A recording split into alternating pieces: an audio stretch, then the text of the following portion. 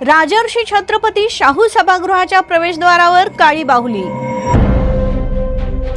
कोल्हापूर जिल्हा परिषदेत धक्कादायक प्रकार। राजर्षी छत्रपती शाहू महाराज यांच्या नावाने असलेल्या सभागृहाच्या प्रवेशद्वारावरच काळी जादू। जिल्ह्याच्या सर्व स्तरातून तीव्र नाराजी।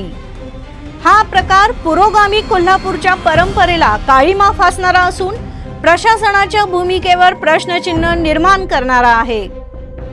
या पार्श्वभूमीवर संबंधित प्रकरणाची तात्काळ चौकशी करून दोषींवर अंधश्रद्धा निर्मूलन कायद्याअंतर्गत कठोर कारवाई करण्याची मागणी करण्यात आली आहे। याबाबत जिल्हा परिषदेचे मुख्य कार्यकारी अधिकारी एस कार्तिकेयन यांना संविधान सन्मान युवा प्रतिष्ठानच्या वतीनं निवेदन सादर करण्यात आलं।